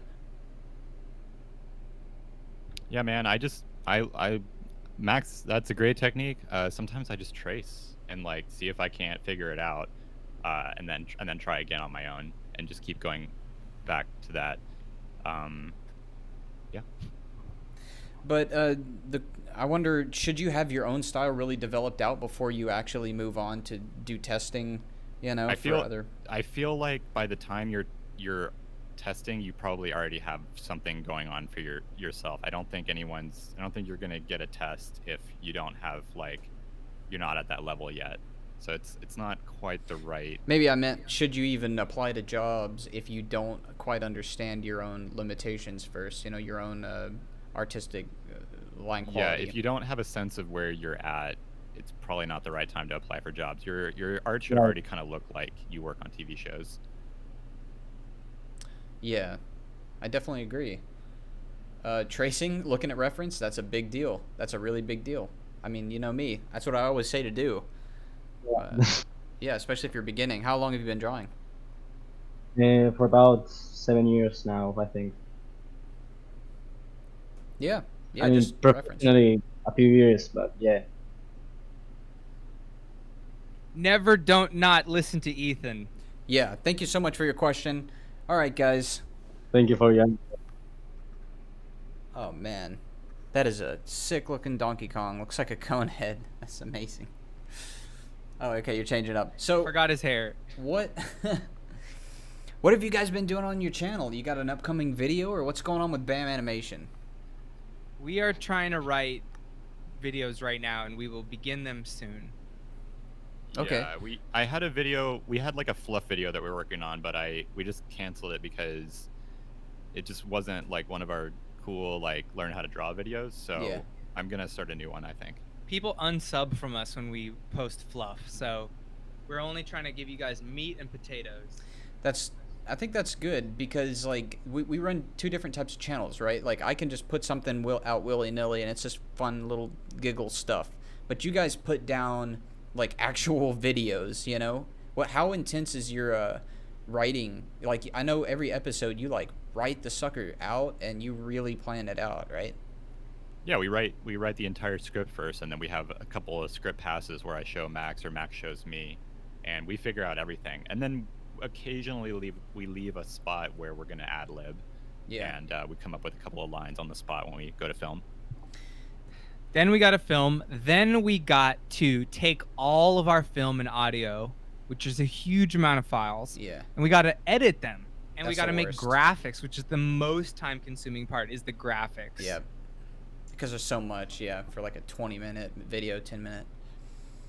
So yeah. So I'm noticing as a YouTuber, because you guys are YouTubers as well, that this stuff that you're doing right now actually will transfer over to when you start running an actual show or creating your own show. That's not YouTube. I'm talking about like professional studio run shows, right? All this stuff is going to transfer over. There's definitely a lot of overlap. I mean, yeah, we're figuring out cameras, we're figuring out audio, we're figuring out how to tell each other, how to direct each other what we do, and how to like, we have like edit-based sessions where we watch the current cut of our episode and give each other notes, and then we're like, okay, let's address this, let's reshoot this, let's fix the audio here. Yeah, it's very similar to a show production.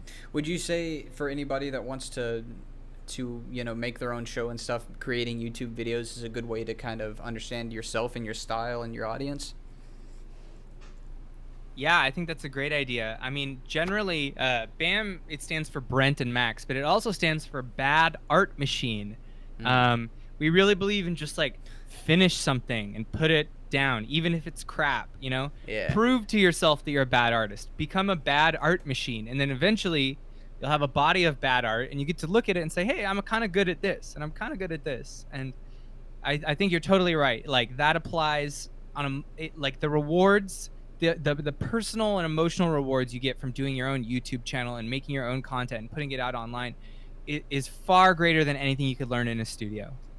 If this is the last piece of information that you're going to tell somebody, like, that's what you would tell them? Or, I mean, trying to be an aspiring artist, I will definitely say editing is a huge part of understanding who you are and your ideas, because when you go back, you'll look at how you presented something and say, like, I can do that better, either through art or through videoing yourself.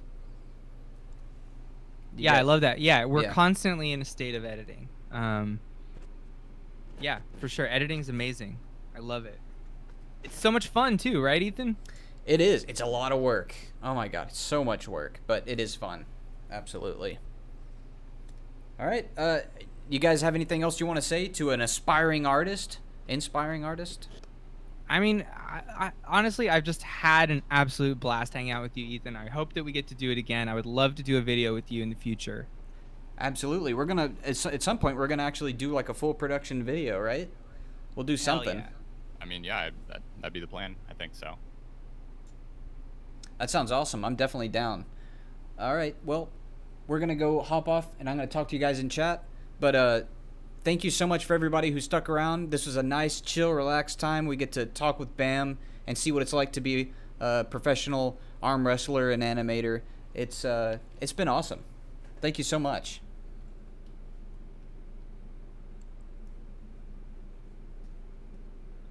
Ethan, you're gonna hang around on the stream for a little bit after? No, I'm hopping off right now. I got to get back to animating. Oh, why don't you jump into the green room right quick? All right.